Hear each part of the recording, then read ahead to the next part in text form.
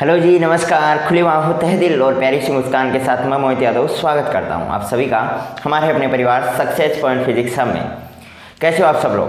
Hopefully आप बहुत अच्छे होंगे, बेहतर तरीके से आपकी स्टडी जारी रही होगी। चलेगा, स्टार्ट करते हैं। आज अपन बीएससी सेकेंड ईयर इलेक्ट्रॉनिक्स का पोर्शन, और कल एक छोटा लेक्चर मैंने बनाया भी था जिसमें अपन ने बेसिकली यूनिट्स के ऊपर बात की थी कि कितने क्या यूनिट्स हैं, उनमें कैसे क्या परिचर्चा रहेगी, कितने क्या लेक्चर्स लगेंगे। एक छोटा मोटा अंदाज मैंने आपको बताया था।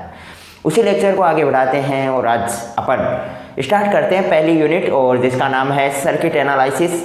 तो शुरुआत करते हैं अपनी फर्स्ट लेक्चर की। ये अपना पहला लेक्चर है। अगर इससे पहले आपने लेक्चर अटेंड नहीं किया है, एक लेक्चर बेसिकली मैंने बीएससी सेकेंड ईयर का और अपलोड कर दिया है। अगर आपने अटेंड कर लिया है तो बहुत अच्छी बात है, अगर नहीं किया है तो कोई दिक्कत वाली बात नहीं है। अपन रेगुलरली और जो अपनी पढ़ाई है वो आज के लेक्चर से स्टार्ट होगी। उसमें मैंने बेसिक क्या यूनिट्स आएंगी क्या नहीं आएंगी उसके बारे में बताया था। चलेगा, स्टार्ट करते हैं आज। और आज का अपना जो टॉपिक रहने वाला है वो रहने वाला है परिपथ, और यूनिट अपनी फर्स्ट है जिसका नाम है परिपथ विश्लेषण। अब परिपथ विश्लेषण का क्या अर्थ होता है, सर्किट एनालिसिस का क्या अर्थ होता है, एक एक चीज़ को बड़े ध्यानपूर्वक समझेंगे। बहुत ही ध्यान से देखना, बहुत ही आसान यूनिट है। अगर आप देखोगे तो इसमें अपन डिवाइसेस के बारे में बात कर रहे होंगे, करंट वोल्टेज, जो कि अक्सर अपन ने छोटे क्लासेस से अपन जो चीज़ें पढ़ते आ रहे हैं उन्हीं का थोड़ा बहुत कॉम्प्लेक्स पार्ट है, और बाकी हार्ड वाली कोई भी इसमें चीज़ है नहीं। तो इसलिए थोड़ा ध्यानपूर्वक देखना।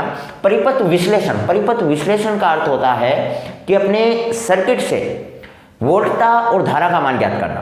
परिपथ विश्लेषण, सबसे पहले अपन शब्द के ऊपर ध्यान देना। परिपथ विश्लेषण का मतलब है कि अपना जो सर्किट है, अपना जो परिपथ है, इस परिपथ से धारा और वोल्टता का मान ज्ञात करना, उसे क्या कहते हैं? परिपथ विश्लेषण कहते हैं। अब देखो यहाँ पे दूसरी चीज़ ये आती है कि चलो ठीक है, परिपथ विश्लेषण का अर्थ आपने जान लिया कि धारा और वोल्टता का मान ज्ञात करना। तो वास्तविकता में धारा और वोल्टता क्या होती है? अक्सर इस चीज़ में भी बहुत से स्टूडेंट्स को कन्फ्यूज़न रहता है कि यार धारा और वोल्टता एक समान चीज़ें हैं या फिर दोनों अलग अलग हैं। अगर दोनों अलग अलग हैं तो उनमें क्या डिफरेंस है? क्या एक ऐसा डिफरेंस है जो कि इन दोनों को अलग अलग बना देता है? तो ध्यान से सुनना। धारा और वोल्टता, सबसे पहली बात है, दोनों सेम चीज़ें नहीं है, दोनों अलग अलग चीज़ें। अब वोल्टता क्या होती है और धारा क्या होती है, इसका थोड़ा बहुत ओवरव्यू मैं आपको देना चाहूँगा। देखो, वोल्टेज होती है ना, अगर अपन बात करें वोल्टेज की, तो वोल्टेज एक प्रकार का प्रेशर होता है, दाब होता है। दाब कैसे? जो कि क्या काम करता है कि अपने करंट को धक्का लगाने का काम करता है। किसी भी सर्किट में, जिस सर्किट में करंट का फ्लो हो रहा है, किसी भी सर्किट में करंट का फ्लो हो रहा है, तो उसमें दो चीज़ें काम करती हैं। जैसे मान के चलिएगा, मैं बोल रहा हूँ कि ये अपना कोई वायर है, इस वायर में करंट का फ्लो हो रहा है, तो यहाँ पे वोल्टेज भी काम करती है और करंट भी काम करती है। ध्यान से सुनना, दोनों काम करते हैं, वोल्टेज और करंट दोनों काम करते हैं। किसी भी वायर में करंट के फ्लो होने के लिए, किसी भी वायर में धारा के जाने के लिए वोल्टेज और करंट दोनों का रोल होता है। दोनों का रोल थोड़ा अलग अलग होता है, क्योंकि इसमें वोल्टेज होती है वो क्या करती है? करंट के ऊपर धक्का लगाती है। वोल्टेज का काम है करंट को धक्का देना, यानी एक पॉइंट से दूसरे पॉइंट तक करंट को जो पहुंचाने का काम है ना, वो काम है अपना वोल्टेज का, अपन बोल सकते हैं। ठीक है, किसी भी वायर में एक पॉइंट से दूसरे पॉइंट तक अपने करंट को पहुंचाने के लिए वोल्टेज का काम किया जाता है। तो वोल्टेज का काम आपको समझ में आ गया। किसी भी वायर में वोल्टेज का क्या काम होता है? करंट को धक्का देना, करंट को धक्का लगाना, ये अपना वोल्टेज का काम हो गया। फिर करंट क्या काम करती है? करंट क्या काम करती है? तो करंट का सीधा सा काम है, आपने करंट की डेफिनेशन अक्सर पढ़ी होगी, 11th-12th में अपन करंट की डेफिनेशन पढ़ते हैं, और 11th-12th में क्यों, ये तो 9-10 का चैप्टर है। तो करंट क्या होता है? अपन बोलते हैं कि आवेश प्रवाह की दर, मतलब जो इलेक्ट्रिक चार्ज है, अपना जो इलेक्ट्रिक चार्ज है, इसके फ्लो होने की जो रेट है, इलेक्ट्रिक चार्ज के फ्लो होने की रेट को अपन क्या बोलते हैं? करंट बोलते हैं। इलेक्ट्रिक चार्ज के फ्लो होने की रेट को अपन बोलते हैं करंट। अब इलेक्ट्रिक चार्ज किस रेट से फ्लो हो रहा है, उसकी रेट कितनी ज़्यादा होगी, किस स्पीड से वो फ्लो हो रहा है, उस फ्लो होने की जो रेट है वो अपनी करंट होगी। मतलब यहाँ पे अपने किसी भी वायर में दो चीज़ें होती हैं करंट के फ्लो होने के लिए, एक तो होती है वोल्टेज और एक होते हैं इलेक्ट्रिक चार्जेस। अपने जो इलेक्ट्रिक चार्जेस हैं, यानी अपने इस वायर में बहुत सारे इलेक्ट्रिक चार्जेस होते हैं। अब धारा कब प्रवाहित होगी? जब इन इलेक्ट्रिक चार्जेस को अपन फ्लो करवाएंगे। इलेक्ट्रिक चार्जेस जिस रेट से फ्लो करेंगे, जब एक इलेक्ट्रिक चार्ज दूसरे इलेक्ट्रिक चार्ज के पास पहुंचेगा और ऐसे फ्लो होते होते जब तक ये लोड तक पहुंचेगी, लोड का मतलब अपनी सभी युक्तियां हैं, तो जब तक ये लोड तक पहुंचेंगे तब जाकर के अपनी धारा प्रवाहित होगी। वोल्टेज क्या करेगा? धक्का देगा। किनको? करंट को। और करंट का क्या काम क्या है? इलेक्ट्रिक चार्ज को फ्लो करने का। तो मतलब करंट में धक्का देगा तो सीधी सी बात है ना, इलेक्ट्रिक चार्जेस क्या होंगे? उस वायर में फ्लो होंगे। तो उस रूप में अपना क्या होगा? करंट फ्लो होगा। तो करंट और वोल्टेज, धारा और अपना वोल्टता, इस दोनों में क्या फ़र्क होगा वो आपको समझ में आ गया कि वोल्टेज का काम सिर्फ और सिर्फ धक्का देना होता है। वोल्टेज कुछ नहीं करता है, सिर्फ और सिर्फ धक्का देता है करंट को। और करंट क्या काम करता है कि अपने जो इलेक्ट्रिक चार्ज होते हैं, इलेक्ट्रिक चार्ज की फ्लो होने की रेट को बताता है कि किस रेट से वो फ्लो हो रहे हैं।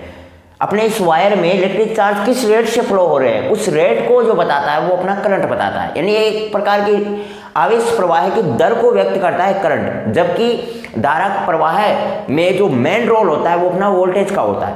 क्योंकि जब तक वोल्टेज नहीं होगी तब तक इन इलेक्ट्रिक चार्ज को कोई धक्का नहीं देगा, और जब तक इलेक्ट्रिक चार्ज को धक्का नहीं दिया जाएगा तब तक भाई अपने लोड तक करंट नहीं पहुंच पाएगी।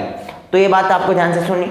अब सुनो, दूसरी चीज ये आती है कि यार अपन जो अपने सोर्स होते हैं, जैसे कोई भी पावर सोर्स है, कोई भी अगर अपन बात करें पावर स्टेशन है जहाँ से अपनी विद्युत आती है, तो पावर स्टेशन से क्या वोल्टेज आती है कि करंट आती है? दूसरा सवाल अपने ये भी आता है कि पावर स्टेशन है अपना जहाँ से अपनी करंट आ रही है, मान के चलो पवन चक्कियों के माध्यम से आ रही है, सौर ऊर्जा के माध्यम से आ रही है, या फिर किसी भी रूप में करंट आ रही है, तो करंट आ रही है उसमें करंट में वोल्टेज आता है कि करंट आता है? तो इस बात का ध्यान रखना, पावर स्टेशन से हमेशा और हमेशा के लिए अपनी वोल्टेज को फ्लो किया जाता है, वोल्टेज को भेजा जाता है। पावर स्टेशन के जरिए वोल्टेज को भेजा जाता है, ना कि करंट को। वोल्टेज का काम है करंट को धक्का देना, ठीक है। करंट एक प्रकार की प्रोसेस है, जबकि वोल्टेज अपना क्या मेन रोल है वो वोल्टेज का। अब दूसरी चीज ये भी आती है, चलो पावर स्टेशन से अपन ने वोल्टेज भेजी है जो कि वायर में जाकर के अपने जो भी इलेक्ट्रो चार्ज है, इलेक्ट्रिक चार्जेस को धक्का देगा, और धक्का देने से वो इलेक्ट्रिक चार्जेस क्या होने लगेंगे? चलने लगेंगे, प्रवाहित होने लगेंगे, और जो किस दर से वो प्रवाहित हो रहे हैं इस बात को उसकी करंट बता देगी। तो ये बात तो ठीक हुई। दूसरी चीज कि कभी कभार अपन ने देखा होगा कि अपने करंट का झटका तो आपने सबने खाया होगा। अरे भाई, धारा का झटका तो आपने सबने खाया होगा, बिजली से तो हर कोई छूटा होगा। तो जो झटका लगता है, जो अपने करंट से जो शॉक लगता है, तो उसमें वोल्टेज का रोल होता है कि करंट का होता है?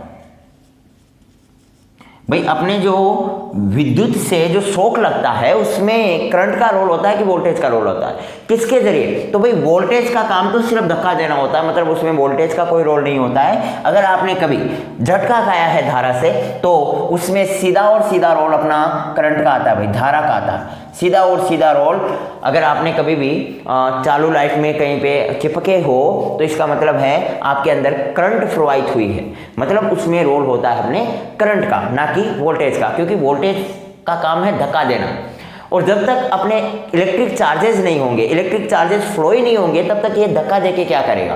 तो बात समझ में आई कि जब भी कभी शॉक लगता है इसका मतलब वहाँ पे करंट फ्लो हो रही है, ना कि वोल्टेज, ठीक है। ये बात बेसिक थी लेकिन बताना थोड़ी ज़रूरी थी, क्योंकि अपने चैप्टर का नाम है परिपथ एनालिसिस और परिपथ विश्लेषण। और परिपथ विश्लेषण किस चीज़ को बोलते हैं? जिसमें धारा और वोल्टता दोनों का मान ज्ञात किया जाए। तो धारा और वोल्टता में अंतर समझना बहुत ज़्यादा ज़रूरी था, ये अपने समझा। बाकी इसमें लिखने वाली कोई चीज़ें नहीं है, ये बेसिक नॉलेज के लिए मैंने आपको बता दिया कि धारा और वोल्टेज वास्तविकता में क्या होती हैं, दोनों में क्या डिफरेंस होता है, और ये सब चीज़ें अपन ने जान ली।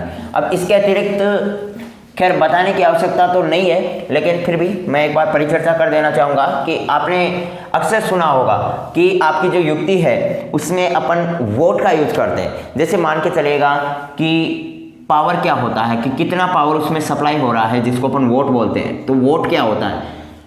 वोट होता है अपना एम्पियर और वोल्टेज, इन दोनों का गुणनफल।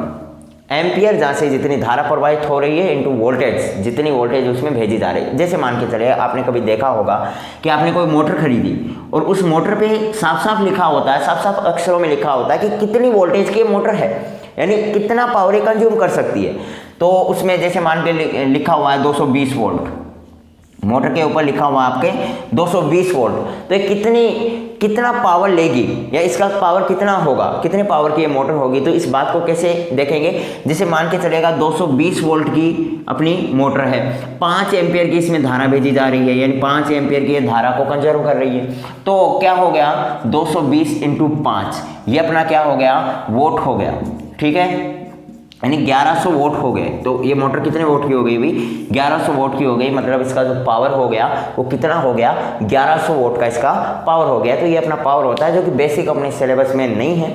ये सब चीज़ें, इनकी डेफिनेशंस कुछ भी नहीं है, ये बेसिक परिचर्चा करना थोड़ा ज़रूरी थी, क्योंकि आगे जब भी अपन अलग अलग टॉपिक्स पढ़ेंगे, अलग अलग चीज़ें पढ़ेंगे तो इनका यूज होगा और उस वक्त हमें कोई कन्फ्यूज़न ना रहे, इसलिए मैंने पहले ही बता दिया कि अपना वोल्टेज क्या होता है, करंट क्या होता है। अपन जिस पावर की बात कर रहे हैं, वोट वगैरह की अपन बात करते हैं, तो अक्सर ये भी कन्फ्यूज़न रहता है कि यार वोट और वोल्टेज अलग होता है कि एक होता है एम्पियर, वोल्टेज और वोट, तीनों में क्या फ़र्क होता है। इन तीनों को आपने डिटेल से जाना। वास्तविकता में किसी भी डिवाइस की कितनी पावर है, इस चीज़ को बताता है अपना पावर। वोट कितनी पावर की ये डिवाइस है, इस चीज को बताता है अपना वोट। वोल्टेज का काम है करंट को धक्का देना, और करंट क्या है, एक आवेश प्रवाह की दर है, मतलब कितने अपने इलेक्ट्रिक चार्जेस किस दर से फ्लो हो रहे हैं, कितनी रेट से, कितनी स्पीड से वो फ्लो हो रहे हैं, इस चीज को जो बताती है वो अपनी बताती है करंट, ठीक है। तो तीनों चीजों में आपने डिफरेंस देखा। अब अपन बात करते हैं, अपने चैप्टर का नाम है परिपथ विश्लेषण। सबसे पहले मैं परिपथ के बारे में बताना चाहूँगा, बाकी इनके जो नोट्स हैं वो आपको टेलीग्राम चैनल पे मिल जाएंगे। नोट्स यहाँ पे अपन नहीं लिखाएंगे, बाकी शॉर्ट नोट्स आप बना सकते हो वीडियो को फ्यूज करके। जब लिखने की आवश्यकता होगी या जहाँ पे कहीं आपको लिखना होगा मैं आपको बता दूंगा, उसमें कोई चिंता करने की आवश्यकता नहीं है। बाकी फिलहाल के लिए थोड़ा समझने पर ध्यान दिया जाए। अपने 3 चीज़ें पढ़ ली, इसके अतिरिक्त अपन बात करते हैं अब अपने चैप्टर के ऊपर, परिपथ के ऊपर। वास्तविकता में परिपथ क्या चीज़ होती है, तो देखो परिपथ जो कि अपन ने क्लास 7th 8th से पढ़ रखा है, वही डेफिनेशंस चली आ रही है और वही डेफिनेशंस मैं अब बताने वाला हूँ, क्योंकि इसमें कोई नया चेंज नहीं आया। बीएससी में आ गए तो इसका मतलब ये थोड़ी ना परिपथ की डेफिनेशंस ही चेंज कर दोगे। वही डेफिनेशंस है कि अपनी जो धारा का बंद पथ है वो अपना परिपथ है। वही डेफिनेशन, धारा का जो बंद पथ है वो क्या है, परिपथ है। और वही अपन वो बल्ब लगाया करते थे, तो वही बल्ब अपन यहाँ पे लगा देंगे ताकि किसी भी रूप का कोई कन्फ्यूज़न आपके दिमाग में ना रहे, ये ठीक है। और ये अपनी इसमें धारा प्रवाहित हो गई, तो ये अपना हो गया सर्किट। तो सर्किट में तो कोई दिक्कत वाली बात ही नहीं है, कोई भी धारा का क्लोज पथ है, पथ का क्लोज होना बहुत ज़्यादा ज़रूरी है, ठीक है, उसे अपन सर्किट कहेंगे। अगर पथ आपका ओपन है तो उस वक्त उस चीज़ को सर्किट नहीं बोला जाएगा। ये बेसिक सी चीज़ें थी जो आपने पढ़ रखी थी, बाकी मैंने बता दी। अब बात करते हैं एक दूसरी चीज़ का, नेटवर्क की। नेटवर्क यानी जाल की। अब देखो जाल क्या होता है, नेटवर्क क्या होता है, इस चीज़ के ऊपर अपन बात करते हैं। नेटवर्क, अपन उस नेटवर्क की बात नहीं कर रहे हैं जो अभी यूज में लिया जा रहा है कि नेटवर्क 4G है, 2G है, 3G है, क्योंकि अपन बात इलेक्ट्रॉनिक्स की कर रहे हैं। इलेक्ट्रॉनिक्स में अपन डिवाइसेस पढ़ रहे हैं, करंट वगैरह पढ़ रहे हैं, तो उसमें और इस नेटवर्क में, दोनों में रात दिन का डिफरेंस है, इसलिए उस नेटवर्क को अपने माइंड में ना लाएं। नेटवर्क अपने सर्किट से संबंधित चीज़ है, या मैं बोल सकता हूँ कि नेटवर्क अपना एक प्रकार का सर्किट है जो कि ग्रुप में आ रहा है या कॉम्प्लेक्स फॉर्म है सर्किट का। जैसे मान के चलो एक सर्किट आ रहा है, अकेला सर्किट आ रहा है, तो उसको तो मैं बोल रहा हूँ परिपथ। एक अकेला सर्किट आ रहा है, उस अकेले सर्किट को मैं बोल दे रहा हूँ परिपथ। अगर यही सर्किट समूह में आ जाए, समूह में आने का मतलब 2 सर्किट आपस में मिल जाएं, 3 सर्किट आपस में मिल जाए, 4 सर्किट आपस में मिल जाए, जितने ज़्यादा बड़ा नेटवर्क होगा उसमें उतने ही ज़्यादा सर्किट आपस में समूह में जुड़े हुए होंगे। मान के चलिएगा नेटवर्क छोटा है तो मान के चलिए उसमें 2-3 सर्किट होंगे। अपन बोल रहे हैं नेटवर्क बहुत बड़ा है, इसका मतलब उसमें बहुत सारे सर्किट आपस में समूह में जुड़े होंगे। तो नेटवर्क का मतलब होता है परिपथों का समूह है। नेटवर्क का क्या मतलब हो गया, परिपथों का जो समूह है। जैसे मान के चलिएगा, मैं एक छोटा मोटा आपको एग्जांपल देना चाहूँ, वही मैं आपको ये सर्किट बना देना चाहूँगा। एक बल्ब आपने यहाँ पे लगा रखा है और दूसरा बल्ब अपन और लगा दे, नीचे एक बल्ब और लगा दिया अपन ने, तो ये क्या हो गए, दो सर्किट आपस में जुड़ गए। ये हो गया अपना सर्किट फर्स्ट और ये हो गया अपना सर्किट सेकंड। ये माइनस प्लस, यहाँ पे धारा का फ्लो इधर भी हो रहा है और भी इधर भी माइनस से प्लस की ओर ही हो रहा है। तो ये इस प्रकार से इसमें धारा, यानी यहाँ से प्लस से माइनस की ओर जा रही है, इस सर्किट में भी प्लस से माइनस की ओर जा रही है। मतलब दोनों सर्किट्स में करंट का भी विभाजन हो रहा है, करंट भी दोनों में फ्लो हो रही है और साथ ही साथ दोनों क्या हैं, अपने समूह में। और मैं क्या बोल रहा हूँ कि परिपथों का जो समूह है वो होता है अपना जाल। अगर अपने परिपथ समूह में आ रहे हैं तो वो उस चीज़ को इस बात को बयां करते हैं कि वो अपना नेटवर्क है। तो इस बात में कोई दिक्कत नहीं होनी चाहिए। नेटवर्क में किसी भी प्रकार का कोई भी कन्फ्यूज़न नहीं होना चाहिए और कन्फ्यूज़न वाली तो बात ही नहीं है कि अगर अपना सर्किट आपने देखा है तो सर्किट का जो समूह होगा वो नेटवर्क होगा। अब देखो, नेटवर्क के दो टाइप्स होते हैं, उनके ऊपर अपन बात करें तो ध्यान से सुना। अपने नेटवर्क्स के टाइप होते हैं दो, एक होता है एक्टिव नेटवर्क और एक होता है पैसिव नेटवर्क, यानी सक्रिय जाल और निष्क्रिय जाल। अपने जो नेटवर्क हैं, परिपथों का जो समूह होता है वो नेटवर्क होता है। इसके दो भाग हैं या इसके दो टाइप्स हैं। पहला होता है एक्टिव नेटवर्क यानी सक्रिय जाल और दूसरा होता है पैसिव नेटवर्क यानी निष्क्रिय जाल। और इन दोनों टाइप्स को अपन धारा स्रोत के आधार पर विभाजित करते हैं, धारा स्रोत के आधार पर, on the basis of current source. ठीक है, यानी धारा स्रोत के आधार पर अपन इन दोनों नेटवर्क को क्या करते हैं, विभाजित करते हैं। अब ध्यान से सुनना, सक्रिय और निष्क्रिय जाल। वैसे तो देखा जाए तो नाम से ही पता चल रहा है, पहली बात तो अपन ने बेस क्या माना है, धारा स्रोत, यानी धारा स्रोत का होना या ना होना इसमें मैटर करेगा। धारा स्रोत अगर होगा तो अपना नेटवर्क क्या होगा, धारा, नेटवर्क में धारा का फ्लो होगा। अगर नेटवर्क में धारा का फ्लो होगा तो मान के चलेगा अपना नेटवर्क क्या होगा, एक्टिव होगा। अरे भाई, आपके अंदर एनर्जी है, आपके अंदर जब तक एनर्जी होगी तब तक आप काम करोगे, मतलब तब तक आप एक्टिव रहोगे। किसी भी काम के प्रति एक्टिव होने का मतलब क्या है कि उतनी एनर्जी आपके पास है ही नहीं। आपके पास जितनी एनर्जी है आप उतना काम तो आसानी से कर लोगे और उस वक्त क्या कहलाओगे कि आप एक एक्टिव इंसान कहलाओगे। लेकिन मान के चलो आपके पास एनर्जी बची नहीं, आपने 3 दिनों से खाना नहीं खाया और अब आपसे कोई बोल रहा है कि 5 फुट का नीचे गड्ढा खोदना है, तो क्या आप उस गड्ढे को खोद पाओगे? नहीं खोद पाओगे, क्योंकि आपके पास एनर्जी नहीं है। तो आपको क्या कहेंगे, अरे निष्क्रिय है, निठल्ला है। निष्क्रिय, निठल्ला, तो ये शब्द किस रूप में आए, पैसिव रूप में आए। मतलब वही चीज है कि एक्टिव नेटवर्क में अगर अपना सोर्स प्रेजेंट होगा तो वो नेटवर्क होगा एक्टिव नेटवर्क। एक्टिव नेटवर्क में अपना सोर्स प्रेजेंट होगा, यानी इसमें सोर्स प्रेजेंट होगा, मतलब मैं बोल सकता हूँ कि ये वाला जो एग्जांपल है वो एक्टिव नेटवर्क का है। पैसिव नेटवर्क का बोल देंगे भाई, अगर अपना सोर्स नहीं होगा तो धारा का फ्लो नहीं होगा, और धारा का फ्लो नहीं होगा तो सर्किट का होने न होने का कोई आशय ही नहीं बचा। भाई मैं बोल रहा हूँ कि मैंने 2 बल्ब लगा दिए, यहाँ पे इसमें धारा नहीं है। अगर धारा नहीं है तो एक खंडर ही तो हुआ, एक प्रकार का खंडर ही हुआ। इसमें धारा ही नहीं है तो यानी सोर्स नहीं है तो धारा नहीं होगी, और धारा नहीं होगी तो नेटवर्क में किसी भी लोड तक लाइट नहीं पहुंचेगी, बल्ब नहीं जलेगा। तो आपका लगा देना और ना लगा देना सेम ही बात हुई।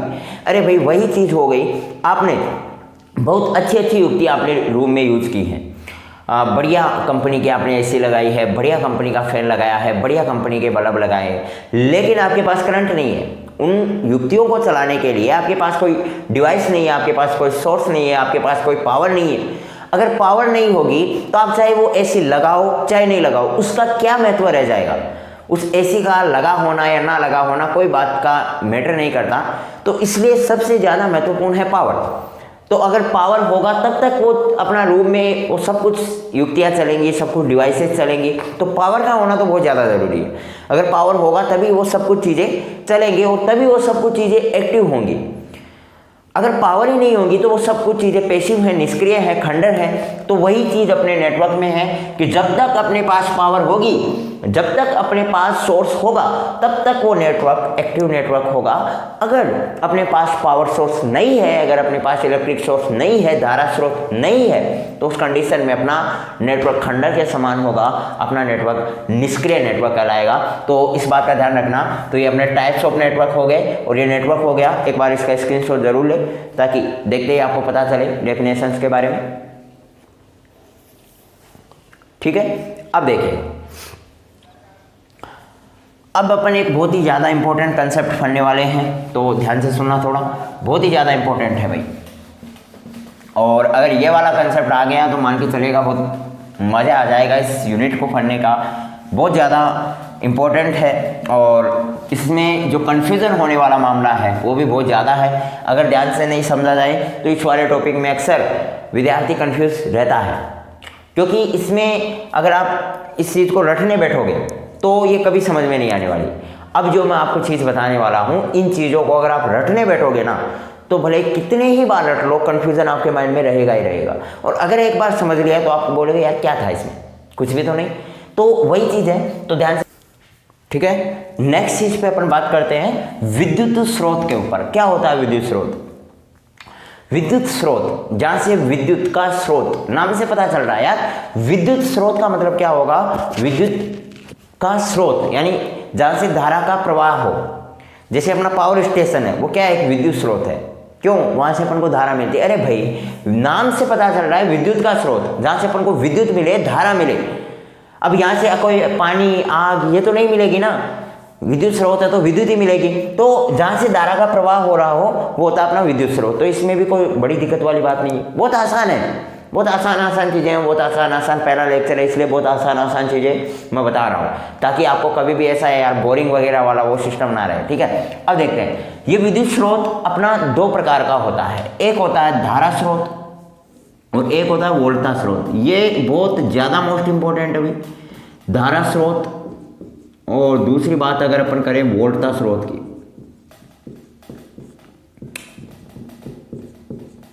अक्सर स्टूडेंट्स इन दोनों चीज़ों में कंफ्यूज्ड रहता है। अक्सर अगर देखा जाए तो एग्जामिनेशन टाइम पे भी वो इन चीज़ों को रट के ही जाएगा कि अगर डेफिनेशन अगले वाले ने पूछ ली धारा स्रोत और वोल्टा स्रोत की तो क्या बताएंगे। इनके टाइप्स में अटक जाता है, इनके मतलब इस चीज़ को वो समझने का प्रयास नहीं करता है, डायरेक्टली इसको रटने का। क्योंकि इसे अगर आप समझोगे तो दिमाग लगाना पड़ेगा, और दिमाग लगाना मतलब यार थोड़ा वो मेहनत वाला काम हो गया। तो मेहनत किसको चाहिए? रट लेंगे। अगर आप रटोगे तो जीवन भर कन्फ्यूजन में मर जाओगे। लेकिन आपको धारा स्रोत और वोल्टा स्रोत हकीकत में क्या चीज़ें हैं नहीं समझ में आएगा। पूरी ज़िंदगी गुजार दोगे लेकिन धारा स्रोत और वोल्टा स्रोत क्या है कभी समझ में नहीं आएगा। तो इसलिए इस चीज़ को थोड़ा समझने पे ध्यान दे लोगे तो फिर पूरी ज़िंदगी में आप कभी नहीं भूल पाओगे। ये भी कंफर्म है। जिस चीज़ के नेगेटिव पहलू है उस चीज़ के कई गुना अच्छे पहलू भी हैं, और जिस चीज़ के अच्छे पहलू हैं उसके कुछ ना कुछ नेगेटिव पहलू भी होते हैं। तो दोनों पहलू होते हैं यार, इसमें क्या बात है। सुनना ध्यान से, धारा स्रोत और वोल्टा स्रोत क्या होता है। पहली बात सुनो कि बात करें अपन धारा स्रोत की। सबसे पहले मैं धारा स्रोत और वोल्टा स्रोत दोनों में अंतर बताने से पहले मैं एक एक पार्ट को लेकर के चलूँगा। लास्ट में आप खुद कह दोगे कि यार हमें अंतर समझ में आ गया, आप नहीं बताओगे। तो सबसे पहले मैं सब चीज़ों को मिटा देता हूँ और एक ही चीज़ पे ध्यान देते हैं, और वो या तो आप धारा स्रोत ले लो या आप वोल्टा स्रोत ले लो। मेरा मन कर रहा है कि मैं वोल्टा स्रोत ले लूँ, तो ठीक है मैं ले रहा हूँ वोल्टा स्रोत। मैंने ले लिया भाई वोल्टा स्रोत, ठीक है। जो कि विद्युत स्रोत के दो टाइप्स हैं, एक है अपना धारा स्रोत और दूसरा है अपना वोल्टा स्रोत। मैंने ले लिया वोल्टा स्रोत। अब ध्यान से सुनना क्या होता है वोल्टा स्रोत, एक एक चीज को लेकर के चलते हैं। वोल्टा स्रोत ये बोलता है कि चूंकि मैं वोल्टा स्रोत हूं, कौन हूं मैं कौन हूं? वोल्टा स्रोत। फिलहाल के लिए मैं मोहित यादव नहीं हूं, चूंकि मैं वोल्टा स्रोत हूं। अगर मैं वोल्टा स्रोत हूं तो मैं एक शर्त लेकर के चलूंगा कि मेरे जो दोनों टर्मिनल्स हैं उन पे टर्मिनल वोल्टेज कांस्टेंट रहेगी, मतलब नहीं बदलेगी। ये क्या बोलता है, वोल्टता स्रोत एक ही चीज बोलता है कि जो मेरी टर्मिनल वोल्टेज रहेगी ना, टर्मिनल वोल्टेज वो रहेगी कांस्टेंट। अब आपके माइंड में एक सवाल फिर खटका, बोले ये क्या बात हुई, टर्मिनल वोल्टेज क्या चीज आ गई इसमें, ये नया क्या पहलू निकल के आ गया। पढ़ रहे थे वोल्टेज सोर्स, हमने सोचा आप बोलोगे वोल्टता कांस्टेंट रहेगी, अपना मान तो चलता। और हमने देखा भी नोट्सों में, आपने टेलीग्राम पे जो नोट्स भेज रखे हैं उनमें हमने देखा भी, उसमें बोल रखा था कि वहाँ पे वोल्टता कांस्टेंट होती है। तो ध्यान से सुन लो, मैं उसी कंसेप्ट के बारे में बात कर रहा हूँ, एक बार आओ। वोल्टता स्रोत में क्या होगा, अपना टर्मिनल वोल्टेज कांस्टेंट रहेगा। अब आपके माइंड में एक चीज खटकी, बोले यार टर्मिनल वोल्टेज क्या चीज होती है। टर्मिनल वोल्टेज बोली जाती है अपने पोटेंशियल डिफरेंस को। तो कि फिर वही बात, पोटेंशियल डिफरेंस क्या चीज आ गई। और हकीकत में अपने पोटेंशियल डिफरेंस अपन अपनी वोल्टेज को ही बोलते हैं। हकीकत में अपनी पोटेंशियल डिफरेंस का दूसरा नाम है वोल्टेज, या वोल्टेज का दूसरा नाम है पोटेंशियल डिफरेंस। इसमें तो कोई दिक्कत वाली बात नहीं। लेकिन आप कहना क्या चाहते हो, हमें कुछ समझ में नहीं आया। अरे तो मैंने समझाया कहाँ है भाई, अभी ध्यान से सुनना। वोल्टता स्रोत ये बोलता है, चूंकि मैं वोल्टता स्रोत हूं इसलिए मेरी टर्मिनल वोल्टेज कांस्टेंट होनी चाहिए। फिर आपने कहा चलो टर्मिनल वोल्टेज कांस्टेंट होनी चाहिए, तो बताओ टर्मिनल वोल्टेज क्या होती है। मैंने बोला पोटेंशियल डिफरेंस। आपने बोला पोटेंशियल डिफरेंस, ये क्या चीज आ गई। ध्यान से सुना, आपने देखी होगी बैटरी, आपने अक्सर देखी होगी, और बैटरी में दो सिरे लगे होते हैं, एक पे लिखा होता है प्लस, दूसरे पे लिखा होता है माइनस। देखा है क्या। बोले सर ये तो देखा हुआ है, देखा देखा सा लगा है। तो इन दोनों सिरों के बीच में वोल्टेज कितना होगा इस चीज को बताता है अपना पोटेंशियल डिफरेंस। या इन दोनों के बीच में अपना जो पोटेंशियल विभव का अंतर, अपने बैटरी में ये जो प्लस और माइनस सिरे लगे हुए हैं ना, इन दोनों प्लस और माइनस सिरों में जो विभव का अंतर होता है वो होता है अपना वोल्टेज। इन दोनों के बीच में जो विभव का अंतर होता है, इन दोनों के बीच में जो वोल्टेज का अंतर होता है वो हो गया अपना पोटेंशियल का जो अंतर होता है ना, वो हो गया अपना वोल्टेज। तो अपन बोल सकते हैं कि वोल्टता स्रोत है, तो चूंकि ये बात बोलता है कि मेरी वोल्टेज क्या रहेगी, कांस्टेंट। और ये तो अपने पास नाम से भी पता चल रहा है कि यार वोल्टेज सोर्स है, तो चूंकि वोल्टेज ही कांस्टेंट रहेगी। अब ये क्या कहना चाह रहा है, अभी कुछ माइंड में सवाल नहीं बना, तो नहीं बनना चाहिए ना। अभी देखो दूसरी चीज, इसको जो जिस सिंबल से डिफाइन किया जाता है वो इसको कुछ इस प्रकार से भी डिफाइन किया हुआ मिलता है। वोल्टेज सोर्स को कुछ इस प्रकार से भी डिफाइन किया हुआ मिल सकता है आपको। ये कुछ इस प्रकार से भी डिफाइन आपको मिल सकता है। बोले ये तीन सिंबल है, ये किस रूम में काम आएंगे। देखो ये जो दो सिंबल है ना, ये डीसी करंट के लिए है। दोनों सिंबल किसके लिए हैं, डीसी करंट के लिए है। और ये वाला जो सिंबल है वो एसी करंट के लिए है। ये बात ध्यान रखना। इसके जो तीन प्रकार के सिंबल होते हैं, ये दोनों सिंबल सेम ही है, दोनों डीसी करंट के लिए उपयोग में लिए जाते हैं। और ये जो ये वाला सिंबल है जिसके लहरदार लाइन बन रही है, मतलब इसमें फ्रीक्वेंसी है, और ये एसी करंट के लिए काम में लिया जाता है। ठीक है, यहाँ तक तो कंफर्म है। वोल्टेज स्रोत क्या होता है, चूंकि मैं वोल्टेज स्रोत हूँ इसलिए मेरी टर्मिनल वोल्टेज कांस्टेंट होगी। फिर अपने माइंड में आया, बोले टर्मिनल वोल्टेज क्या होती है, बोले पोटेंशियल डिफरेंस। बोले पोटेंशियल डिफरेंस का मतलब यानी वोल्टेज। तो ये बोल रहा है घुमा फिरा के कि मेरी वोल्टेज क्या रहेगी, कांस्टेंट रहेगी। ठीक बात है।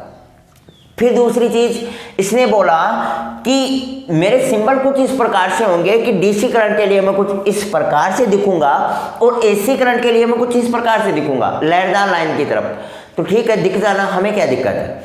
अब सुनो, अब ये बोल रहा है कि वोल्टेज सोर्स पे वोल्टेज का मान कांस्टेंट हुआ। शब्द को पकड़ो, ये बोल रहा है कि मेरे पास वोल्टेज स्रोत हो ना, वोल्टेज कांस्टेंट रहेगी। तो क्या क्या चीज बयां कर रहा है, कहाँ पे वोल्टेज कांस्टेंट रहेगी, पानी में रहेगी, आकाश में रहेगी, या फिर अग्नि में रहेगी। अरे किसी न किसी सर्किट में वोल्टेज कांस्टेंट रहेगी। मतलब ये बोलना चाह रहा है कि आप कितने भी सर्किट लगा दो, जैसे मान के चलो ये अपने पास ही बैटरी है, इसको मैं थोड़ी टेढ़ी बना दूं, इस बैटरी को मैं ऐसे बना दूं थोड़ी टेढ़ी, ये अपने पास बैटरी है, इसका ये प्लस वाला टर्मिनल हो गया, इसका ये माइनस वाला टर्मिनल हो गया, और मान के चलिएगा ये 12 वोल्ट की बैटरी है। ये बोल रहा है ना मेरे पास वोल्टेज हूं तो मेरे पास वोल्टेज कांस्टेंट रहेगा। इसका मतलब क्या हुआ, ये बोल रहा है कि आप मान के चलेगा मेरे यहाँ पे एक सर्किट लगाओ, ठीक है, एक सर्किट लगा दिया आपने, और ये सर्किट आपको अच्छे से समझ में नहीं आ रहा तो मैं बोल रहा हूँ कोई भी लोड लगा दो। यहाँ पे आपने एक लोड लगा दिया। लोड का मतलब आपने पंखा लगा दिया, फ्रीज लगा दिया, कूलर लगा दिया, बल्ब, जो आपका मन करे वो लोड लगा दिया। तो ये बोल रहा है कि आपने ये लोड लगाया, उस वक्त भी मेरी वोल्टेज कितनी रहेगी भाई, 12 वोल्ट रहेगी। आप कितने ही लोड लगा दो, आपने इसने कहा कि बोले 12 वोल्ट ही रहेगी, मतलब वोल्टेज कांस्टेंट रहने का मतलब जितनी मेरे पास वोल्टेज है उतनी की उतनी वोल्टेज रहेगी, मेरी वोल्टेज कम नहीं रहेगी। आप चाहे एक लोड लगाओ, ठीक है, एक लोड लगाया, वोल्टेज कितनी मिली हमें, 12 वोल्ट। फिर ये बोल रहा है कि मैंने एक और लोड लगा दिया, यहाँ पे ये लगा दिया एक और लोड। अब भी ये क्या बोल रहा है, बोले लगा दो, जितनी मर्जी आए उतने सोर्स लगा दो, मेरी वोल्टेज नहीं बदलने वाली, मेरी वोल्टेज एक ही रहेगी, 12 वोल्ट ही रहेगी, कितने ही लोड लगा दो। फिर बोले यार नहीं मान रहा, 12 वोल्ट ही। फिर आपने एक और लोड लगा दिया, यहाँ पे एक और युक्ति लगा दी। ध्यान से सुनना, डेफिनेशन में कोई ज़्यादा जोर नहीं आएगा, चीज़ों को समझो। यानी आपने मान के चलो ये आपका कोई भी लोड के रूम में ये फैन है, ये कूलर है, ये आपकी फ्रिज है, यानी जो भी चीज़ आपने लगाई वो सब कुछ लगा दी, 3 युक्तियाँ लगा दी। लेकिन ये बोल रही है बैटरी भाई 12 वोल्ट है तो 12 वोल्ट ही रहेगी, चेंज नहीं होगी। ऐसा नहीं है कितनी युक्तियाँ लगा दोगे तो मेरी वोल्टेज चेंज कर दोगे, नहीं करूँगी।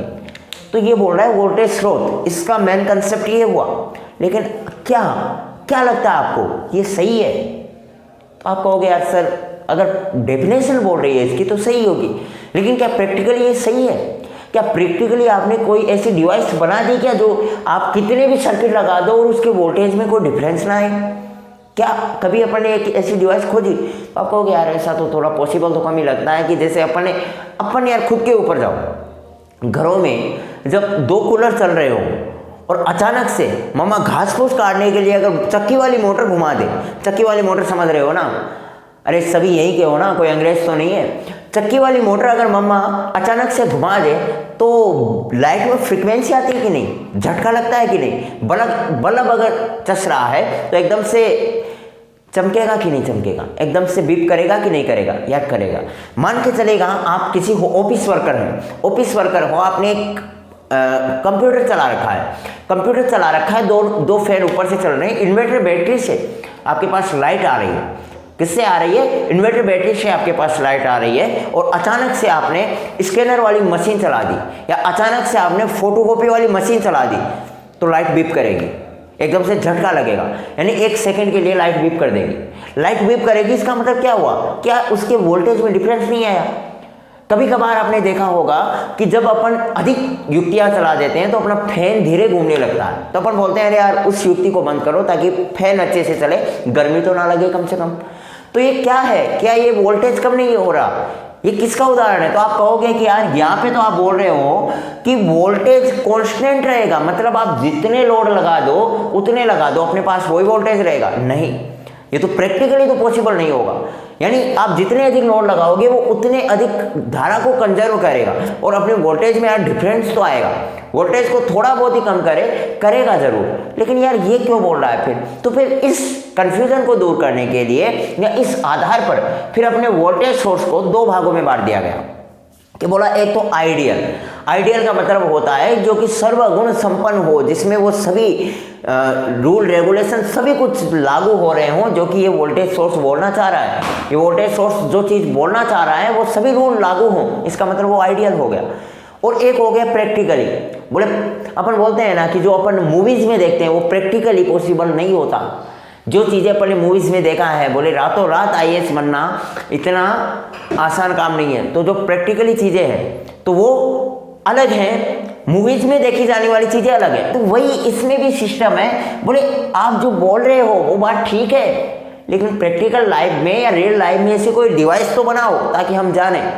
तो ऐसी डिवाइस बनना थोड़ा इम्पॉसिबल सा है। तो फिर बोले कि एक तो हो गया अपना आइडियल जो कि आप मान के चल रहे हो, और एक हो गया फिर रियल। तो एक वोल्टेज सोर्स को बोल दिया गया आइडियल वोल्टेज सोर्स, और दूसरे वोल्टेज सोर्स को बोल दिया गया रियल या प्रैक्टिकल वोल्टेज सोर्स। इस आधार पर, क्योंकि यहाँ पे फिर अपने पास यार माइंड खटका, बोले यार आप कितनी भी युक्तियां लगा रहे हो और सेम ही वोल्टेज रहेगी, यार ये तो कुछ जची नहीं बात। तो नहीं जची, इसीलिए उन्होंने फिर टाइप बना दिए। ठीक है, अब देखो दो टाइप उन्होंने बनाए, कौन सा, एक तो आइडियल वोल्टेज सोर्स का और दूसरा बनाया उन्होंने रियल वोल्टेज सोर्स का, जिसे अपन प्रैक्टिकल वोल्टेज सोर्स भी बोलते हैं। भाई कंफ्यूजन तो नहीं हो रहा? अरे भाई नींद तो नहीं आ रही? किसी भी भाई को नींद आए तो कृपया करके सोने का प्रयास ना करें, कृपया करके सोने का प्रयास ना करें। ध्यान से सुनना, वोल्टेज सोर्स को दो भागों में बांटा, आइडियल और रियल। बोले एक होता आइडियल और दूसरा होता है रियल।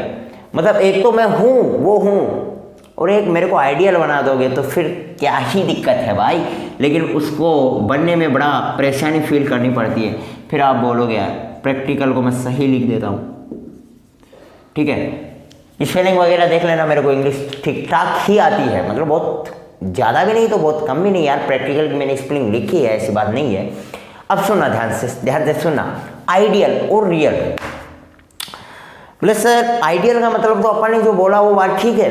हाँ, तो आइडियल तो यही बात कहेगा कि आपने जो बोल रहा है जी हुजूर बात सही है, लेकिन रियल बोलेगा ना कम होगा, मैं बोल रहा हूँ ना कम होगा। तो ध्यान से सुनना, आइडियल बोल रहा है कि अपने पास कोई भी ये अपना स्रोत हो गया जो कि वोल्टेज स्रोत है, और वोल्टेज स्रोत को मैं जोड़ देता हूँ लोड से। अरे किसी के माइंड में ऐसे तो नहीं चल रहा है ना कि नोट्स नहीं लिखा है? अरे ऐसे तो नहीं हो रहा ना, बोले नोट्स नहीं लिखा है। नोट्स कहाँ से लेंगे? इसी क्लास के डिस्क्रिप्शन में मैं आपको लिंक दे दूंगा। वो किसकी लिंक होगी? अरे मेरे वाले कॉमेडी वीडियोस की लिंक नहीं होगी, वो लिंक आपकी टेलीग्राम चैनल की होगी, जो हमारा खुद का है, हमारा अपना टेलीग्राम चैनल है। और उस पर सिर्फ और सिर्फ आपको नोट्स ही मिलेंगे, कुछ और चीज़ें नहीं मिलेंगी, ठीक है। तो वहाँ पे आप जा करके इस कंप्लीट यूनिट के नोट्स में आज भेज दूंगा 1-2 दिन में। अगर आपको नहीं मिलता है, बोले कहाँ है, कल अपन ने डिस्क्रिप्शन चेक किया, आपने कल भी बोला था डिस्क्रिप्शन में मैं आपको लिंक दे दूंगा, नहीं दिया, कहाँ है? तो 1-2 दिन में रुकना, थोड़ा टाइम मिलने दो, और वहाँ से आपको डिस्क्रिप्शन में लिंक मिल जाएगी। बाकी ये चीज़ें हैं, इनके स्क्रीनशॉट ले लिया करो। ये वही चीज़ें हैं जो नोट्स में है, मैं कोई ऊपर उठा के नहीं लेके आ रहा, या कोई मन से मन घड़ंत कहानियाँ नहीं लिख रहा। बस इन चीज़ों को आपको थ्योरेटिकल पोर्शन में लिखना है, लेकिन हकीकत में क्या चीज़ है, क्या मैटर है, वो डिपेंड करता है ना। अब नोट्स में जो चीज़ है उसी को मैं बाँचूंगा, उसी को मैं पढ़ूंगा, उसी को मैं लिखाऊंगा, तो फिर वो तो आप ही पढ़ लोगे, फिर मेरी यहाँ पे आने की आवश्यकता क्या है। लेकिन अगर उस चीज़ का मेन कंसेप्ट मैं आपको बता दूँ और फिर आप उस चीज़ को पढ़ लो, तो फिर मज़ा वो नेक्स्ट लेवल होगा, वो आप समझ पा रहे होंगे, ठीक है। ये आपने वोल्टेज सोर्स, मैं बोल रहा हूँ ये 12 वोल्ट का वोल्टेज सोर्स है। ध्यान से सुनना, यहाँ से लोड के पास करंट पहुँच रही है कोई भी आई, ठीक है। लोड के पास अपने पास आई करंट पहुंच रही है, मान के चले 1 एम्पियर की है। मैं ग्राफ भी बना देता हूं और इस चीज़ को आप बहुत बेहतर तरीके से समझोगे। यहाँ पे अपना 12 वोल्ट है, ये V और I के बीच में ग्राफ बना रहा हूँ मैं। यहाँ पे अपना 1 एम्पियर, ये 0 हो गया, ये 1 एम्पियर हो गया, ये 2 एम्पियर हो गया, ये 3 एम्पियर हो गया, ये अपना लोड वाला करंट है, ये 4 एम्पियर हो गया। अब ध्यान से सुनना, अगर बात किसकी कर रहा हूँ मैं, फिलहाल के लिए आइडियल की कर रहा हूँ, तो मैं रियल को तो हटा ही रहा हूँ। आइडियल का मतलब क्या बोल रहा है? आइडियल ये बोल रहा है कि आप जितना करंट सोर्स से भेजोगे ना, उतना का उतना लोड तक पहुंचेगा। कौन कहता है कि नहीं पहुंचेगा? लोड कितना ही बढ़ा दो रे, 12 वोल्ट है, आपने माना 12 का 12 ही रहेगा। कौन कहता है नहीं रहेगा? ये बोलता है कि बोले 12 वोल्ट का आपने करंट भेजा ना, तो लोड पर 12 का 12 पहुंचेगा, 11.9 भी नहीं होगा। ये बोल रहा है कौन? मैं नहीं बोल रहा भाई, आइडियल वोल्टेज सोर्स बोल रहा है। कौन बोल रहा है ये बात? आइडियल वोल्टेज सोर्स बोल रहा है, मैं नहीं बोल रहा। मेरे को क्या आता है? आइडियल वोल्टेज सोर्स इस बात का बयां कर रहा है। अब ये बोल रहा है कि जैसे आपने मान के चलो लोड पे करंट 1 एम्पियर का, 1 एम्पियर का आपने लोड लगाया। यहाँ पे लोड तो आप कितने अपनी मर्जी से, अरे भाई आपने फैन लगाया मान के चलो 1 एम्पियर का, फिर आपने यहाँ पे कूलर ठोक दिया, कितने एम्पियर का हो गया? मान के चला 1 एम्पियर का फैन था, 2 एम्पियर का कूलर था, पता चला 3 एम्पियर लोड हो गया। तो 3 एम्पियर का लोड हो गया, उस वक्त भी ये बैटरी बोल रही है मैं नहीं हिलूंगी, अपने पास वोल्टेज 12 वोल्ट ही रहेगा। बोले कूलर लगाओ, फैन लगाओ, कुछ भी लगाओ, अपने पास वोल्टेज 12 वोल्ट ही रहेगा। मेरी फ्रीक्वेंसी में मैं 12 वोल्टेज लोड तक पहुंचा दूंगी, कितना ही बड़ा लोड क्यों ना हो। तो ध्यान से सुनना, आपने 1 एम्पियर का लगाया तो भी अपने पास लोड का मान 1 एम्पियर लिया तो भी अपने पास वोल्टेज कितनी, 12 वोल्टेज। फिर आपने लोड को बढ़ाया और 2 एम्पियर का कर दिया। लोड के पास आपने 2 एम्पियर का करंट लिया, 2 एम्पियर कंजर्व करने वाला करंट वाला लोड आपने लगा दिया तो भी वोल्टेज बोल रहा है ना उतना ही। फिर 3 एम्पियर का लगा दिया मेरे भाई तो भी लोड बोल रहा है ना कोई फर्क नहीं। और 4 एम्पियर का मतलब कितना भी लोड का मान आप बढ़ा दो, इसका मान नॉट चेंज, इसका मान this value is not change. Okay, तो इसका मान चेंज नहीं होगा, मतलब इसका जो ग्राफ होगा वो बिल्कुल एकदम सीधी रेखा प्राप्त हो गई, कांस्टेंट मान प्राप्त हो गया। बोले ये लाइन किस चीज को बयां कर रही है? अरे इतनी मैथमेटिक्स तो आती होगी ना भाई। ये लाइन किस चीज को बयां कर रही है कि बोले वोल्टेज का मान कितना ही बढ़ा दो, एम्पियर का मान कितना ही बढ़ा दो, अपन तो यूं ही रहेंगे नकटे बूचे सबसे ऊंचे। कुछ भी कह दो, कुछ भी, चाहे मौन धारण करके रहो, चाहे कुछ भी बोल दो, कितना ही भयंकर पीट लो, अपन जैसे है वो वैसे ही रहेंगे। कितना ही पीट लिया, कितना डाल लिया, अपन तो हंसेंगे तो हंसेंगे। तो वही काम ये है, बोले वोल्टेज का मान कितना ही बढ़ा दो, करंट का मान कितना ही बढ़ा दो, रेखा अपनी सीधी ही प्राप्त होगी। तो ये किस चीज की एग्जाम्पल हो गई? Ideal voltage source. होपफुली आपको आइडियल वोल्टेज सोर्स क्लियर हो गया होगा, इसमें किसी प्रकार की कोई दिक्कत नहीं हुई होगी। मैं वोल्टेज सोर्स को अच्छे से समझाना चाह रहा हूँ, ठीक है। करंट सोर्स आप यूं ही चलते चलते समझ लोगे, ध्यान से सुनना। करंट सोर्स के ऊपर मैं इतना टाइम वेस्ट नहीं करूंगा, करंट सोर्स में चलते चलते सीख लोगे। बस इस चीज को समझना है तो इस पे थोड़ा ध्यान देना सीखो, ठीक है। आइडियल वोल्टेज सोर्स समझ में आया? बोले जितना भेजोगे उतना लेंगे, ठीक है, अपन चेंज नहीं होंगे। अब देखो, अब अपन बात करते हैं यार रियल वोल्टेज सोर्स की, ठीक है। अब बात करते हैं रियल वोल्टेज सोर्स की। अब यहाँ पे आपको नोट्सों में क्या है कि आर इन आर एल ऐसे मिलेगा। मैंने यहाँ पे लोड लगा रखा है, तो ये मत बोल लेना बोले नोट्सों में तो अलग है, यहाँ पे कुछ अलग बता रखा है। लोड का मतलब वहाँ पे आर एल ले रखा है, शायद नोट्सों में अपने आर एल ले रखा है, शायद नहीं आर एल ही ले रखा है। तो भाई वहाँ पे ये मत बोल लेना बोले यहाँ पे तो लोड लिखाया था, गलत पढ़ा दिया। नहीं, लोड का मतलब उसका मतलब है लोड रेजिस्टेंस, और मैं यहाँ पे डायरेक्टली लोड लिखा रहा हूँ क्योंकि समझाने की दृष्टि से ना, यू नो, ठीक है। अब बात करते हैं real voltage source. Real voltage source, ठीक बात है। चलो रियल वोल्टेज सोर्स को समझ लेते हैं। ये बोल रहा है बोले यार आप जो बात कह रहे हो वोल्टेज सोर्स, आप बोल रहे हो बोले मेरी वोल्टेज कांस्टेंट रहेगी, ये आप ठीक नहीं बोल रहे हो, ये ठीक नहीं बोल रहे हो, आप झूठ बोल रहे हो, आप मक्कार इंसान हो। वोल्टेज सोर्स बोले चुप। फिर भी यार रियल वोल्टेज सोर्स बोलेगा यार फिर भी यार वोल्टेज समझने का प्रयास कर यार, ऐसी चीज़ें जो तू बोलने का प्रयास कर रहा है वो सही तो नहीं है, तू अपने दिल के ऊपर हाथ रख के बोल, क्या ये तू जो बोल रहा है वो सही है? तो बोलेगा वोल्टेज सोर्स चल तू बता दे क्या है। तो ये बोल रहा है कि भाई सोर्स होगा, ये अपना सोर्स हो गया, ये क्या हो गया भाई वोल्टेज सोर्स हो गया, और वही 12 वोल्ट ही मैं ले रहा हूँ, ज़्यादा नहीं, मैं वही ले रहा हूँ सेम टू सेम आपकी समझने की दृष्टि से। और ये बोल रहा है कि आपका कोई रेजिस्टेंस हो गया। बोले यार ये क्या हो गया? अरे कुछ नहीं हुआ, ध्यान से सुनना। ये मैंने कोई लोड लगा दिया और ये यहाँ से अटैच कर दिया, कुछ डिफरेंस लगा आइडियल और रियल में। बोले हाँ क्या? बोले यार रेजिस्टेंस चिपका दिया, तो डिफरेंस तो होगा ही ना भाई, डिफरेंस नहीं होगा क्या? डिफरेंस तो होगा ना। तो ये डिफरेंस है इसमें। बोले क्या डिफरेंस हुआ? समझ में नहीं आया। अरे रुक यार तू, मैं एक ग्राफ वो ही बना दूं, वोल्टेज ये 12 वोल्टेज, लोड का मान 1 एम्पियर, फिर 2 एम्पियर, फिर 3 एम्पियर, फिर 4 एम्पियर, यानी इधर I चल रहा है उधर V चल रहा है। What is this? Is understood? You can do it? Know it. ठीक है, अब सुनना ध्यान से, सुनना ये क्या बोलना चाह रहा है। रियल वोल्टेज सोर्स ये बोलता है, बोले यार आप बोल तो रहे हो कि लोड तक आप सोर्स से जितना वोल्टेज भेजोगे उतने का उतना वोल्टेज आपके लोड तक पहुंचेगा। लेकिन यार आप एक बात बताओ, अपने सोर्स का भी कुछ ना कुछ रेजिस्टेंस तो होता है, और उस रेजिस्टेंस को अपन बोलते हैं इंटरनल रेजिस्टेंस, आंतरिक प्रतिरोध। तो ये सोर्स का कुछ ना कुछ प्रतिरोध होगा, वो कुछ ना कुछ धारा को, कुछ ना कुछ वोल्टा को रोकेगा तो सही। ये अपना सोर्स ही है भाई। अपने जो प्लस माइनस है ना, वो यहाँ से शुरू हो रहे हैं। ये प्लस माइनस वाला जुगाड़ है ना, वो यहाँ से शुरू हो रहा है बैटरी का। ये पूरा का पूरा बैटरी है, ये मान के चलिएगा। इसमें ये मत बोलना है ना यही है अकेली बैटरी, अब की बार ये पूरा ना पूरा बैटरी है। और इस बैटरी के अंदर ही इंटरनल रेजिस्टेंस है, इस बैटरी के अंदर लगा हुआ है रेजिस्टेंस भाई।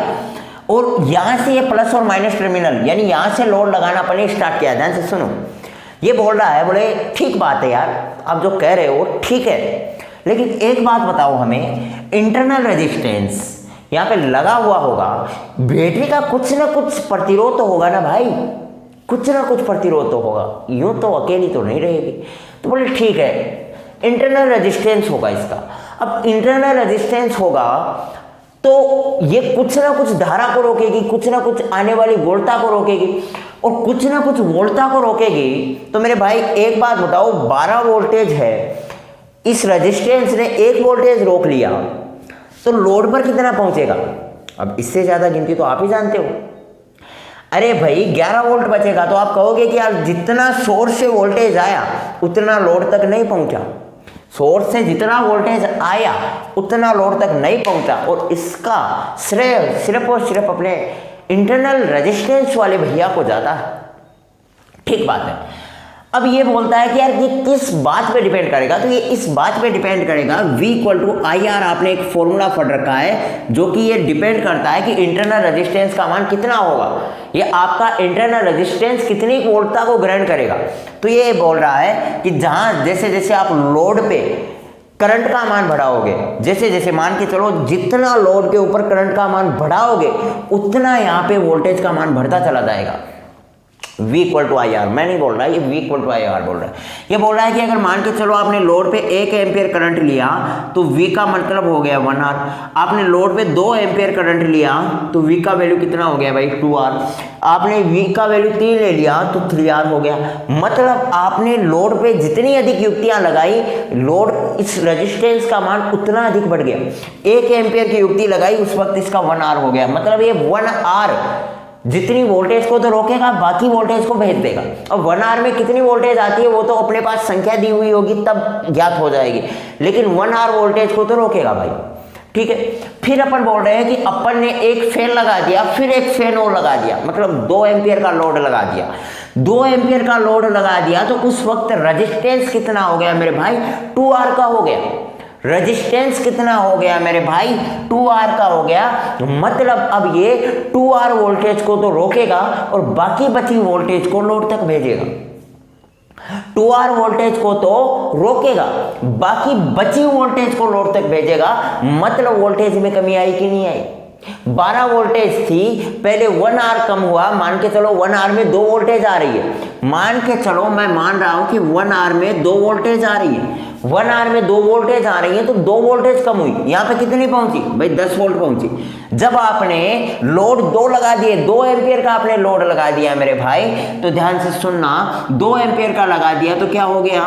4R वोल्टेज कम हो गया। मतलब यहाँ पे तो 8R 8 वोल्टेज यहाँ पे पहुंच रहा है यार।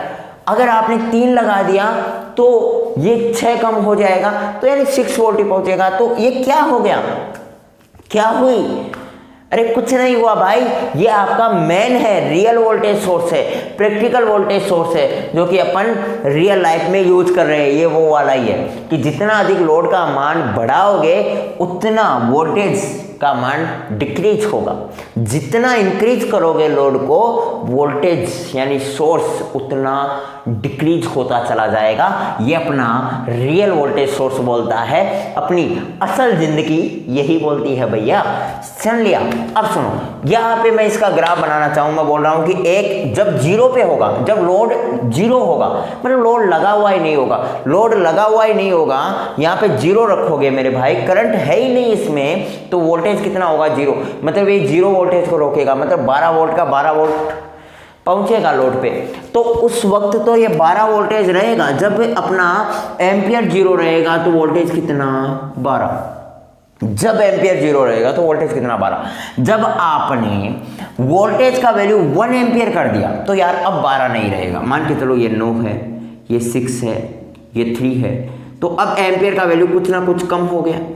वोल्टेज का वैल्यू बैटरी से आने वाली लोड पे वोल्टेज का वैल्यू कुछ ना कुछ कम हो गया। अपन लोड और सोर्स में ही तो देख रहे हैं। जब आपने लोड पे वैल्यू 2 एम्पियर ले ली करंट की तो मेरे भाई वोल्टेज और कम हो जाएगी, और मान के चलो वोल्टेज यहीं पे आ गई। फिर आपने 3 ले ली, मान के चलो वोल्टेज यहीं पे आ गई। यहाँ पे ले लेते हैं, इसके साथ ही इसको भी यहाँ पे ले लो ताकि ठीक दिखे। और 4 ले ली तो मान के चलो, यानी ये ग्राफ आ गया एकदम नीचे झुका हुआ ग्राफ। यानी जैसे जैसे आप एम्पियर का मान बढ़ाते चले जा रहे हो वोल्टेज का मान घट रहा है। वोल्टेज का मान क्या हो रहा है, घट रहा है। ठीक बात है, यहाँ तक it's just clear. What is this? अरे क्लियर है यहाँ तक? किसी भी प्रकार का कोई भी डाउट आपको होना नहीं चाहिए। किसी भी प्रकार का कोई भी डाउट रियल वोल्टेज सोर्स और आइडियल वोल्टेज सोर्स में भी नहीं होना चाहिए था, हुआ भी नहीं होगा। ठीक है, अब देखिएगा, अगर ये चीज़ आपको समझ में आ गई, ये चीज़ आपने समझा, तो कोई भी आपको दिक्कत नहीं आएगी। बोले एक बार मैं आपको लग रहा होगा, बोले यार थोड़ा कन्फ्यूज़न हो रहा है, बोर हो रहे हो क्या? आप देखो बोर भी नहीं हो सकते क्लास में। अमरूद संतरा ये तो सोच ही नहीं सकते, आप बोर नहीं हो सकते, क्योंकि अभी बोर वाला तो सीजन भी नहीं है। अच्छा नहीं लगेगा ना यार, आप कहोगे बोर हो गए यार, अभी वो बोर का तो सीजन ही नहीं है। आपको दूर दूर तक झाड़ियों पे बोर दिखेंगे भी नहीं, तो बोर तो मत होना प्लीज़। आप और कोई फल फ्रूट हो सकते हो, और मैं तो बोलता हूँ कि होते ही क्यों, ऐसे इंसान हो, इंसान बन के रहो, बहुत अच्छे लगोगे। तो इसलिए फिर बोर ना होने के लिए हम क्या करें, तो एक बार जो चीज़ें पढ़ी उनको रिवाइज कर ले, फिर नहीं होंगी। देखो मैंने क्या बताया आपको, वोल्टेज सोर्स अपने स्टार्ट किया। पहले आपने इलेक्ट्रिक सोर्स बताया, विद्युत स्रोत के बारे में अपने परिचर्चा की। बोले विद्युत स्रोत क्या होता है? बोले विद्युत स्रोत वो होता है जो धारा का प्रवाह करे। विद्युत स्रोत वो होता है जो धारा का प्रवाह करे। कोई भी ऐसी युक्ति जो धारा का प्रवाह कर रही है उसे अपन बोल रहे हैं विद्युत स्रोत। ठीक बात है। बोले विद्युत स्रोत कितने प्रकार के होते हैं? बोले यार 2 प्रकार के होते हैं, वोल्टेज सोर्स और करंट सोर्स, धारा स्रोत और वोल्टा स्रोत। ठीक बात है। वोल्टा स्रोत क्या होता है? वोल्टा स्रोत ये बोलता है कि मैं वोल्टा स्रोत हूँ। क्या बोलता है? बोले मैं वोल्टा स्रोत हूँ, तो मेरे टर्मिनल वोल्टेज कांस्टेंट रहेगी। मतलब यह है कि पोटेंशियल डिफरेंस वहाँ पे कांस्टेंट रहेगा, पोटेंशियल डिफरेंस। अरे भाई वोल्टेज कांस्टेंट रहेगी, ये बात ये बोलता है। ठीक है, यानी वोल्टेज सोर्स ये बोलता है कि मेरी वोल्टेज कांस्टेंट रहेगी, चाहे आप कितने भी सर्किट लगा दो, मेरे अंदर कितने भी सर्किट लगा दो। 12 वोल्ट की बैटरी का आपने एग्जांपल लिया, 12 वोल्ट की बैटरी पे आपने एक सर्किट लगाया, मतलब एक लोड लगाया आपने 1 एम्पियर का, तो भी वोल्टेज 12 एम्पियर ही मिली। आपने जब 2 लोड लगाए तो भी वोल्टेज आपने 12 वोल्ट की देखी। आपने 3 लोड लगा दिए 3 एम्पियर की, तो भी आपको वोल्टेज कितनी मिली भाई? 12 वोल्ट की मिली। और यही चीज़ तो अपन ने आइडियल वोल्टेज सोर्स में देखी। लेकिन फिर अपन को लगा कि यार ऐसे कैसे हो सकता है कि अपन लोड का वैल्यू बढ़ाते चले जा रहे हैं, लेकिन फिर भी लोड का वैल्यू बढ़ाते चले जा रहे हैं, लेकिन फिर भी अपनी जो वोल्टेज है वो कम नहीं हो रही है, या वोल्टेज कांस्टेंट ही रह रही है। तो ये असल ज़िंदगी में ऐसा संभव तो नहीं है। फिर अपन ने देखा कि ऐसा संभव नहीं है, तो इस आधार पर फिर इस वोल्टेज सोर्स को 2 भागों में बांट दिया गया, एक आइडियल वोल्टेज सोर्स और दूसरा real voltage source. Ideal voltage source ये बोलता है कि आप हुजूर जो बात कह रहे हो वो बात सत्य है, तभी तो मैं आइडियल हूँ, हर किसी बात का पालन कर रहा हूँ तो मैं आइडियल हूँ। और कुछ ना कुछ आनाकुशी करे तो वो फिर आइडियल नहीं होता, तो फिर वो रियल कैरेक्टर सामने आ जाता है। तो आइडियल यही बोलता है, बोले जो ठीक है, जो आप बोलोगे वो ठीक है। तो आइडियल वोल्टेज सोर्स में कोई रेजिस्टेंस वगैरह नहीं लगा होता, जितनी वोल्टेज आपने दी उतनी की उतनी लोड पे पहुंच गई, मतलब वो क्या हो गया, अपना आइडियल वोल्टेज सोर्स हो गया। ठीक है, उसमें कोई रेजिस्टेंस लगा हुआ नहीं है। फिर अपन ने बात की कि रियल वोल्टेज सोर्स, यार असल जिंदगी में ऐसा कैसे हो सकता है, व्हाट इज दिस, ये तो स्टूपिड वाली बात हो गई, बेवकूफ़ी भरी बात हो गई। तो फिर अपन ने रियल वोल्टेज सोर्स लिया। रियल वोल्टेज सोर्स में अपन ने देखा कि अपने सोर्स के साथ रियल वोल्टेज सोर्स क्या बोल रहा है कि भाई आप जो सोर्स यूज में ले रहे हो इसका भी कुछ ना कुछ इंटरनल रेजिस्टेंस तो होगा, इसका भी कुछ ना कुछ आंतरिक प्रतिरोध तो होगा। बोले यार बात तो ठीक है। तो इसमें क्या होगा कि वोल्टेज सोर्स के श्रेणी क्रम में किस क्रम में भाई?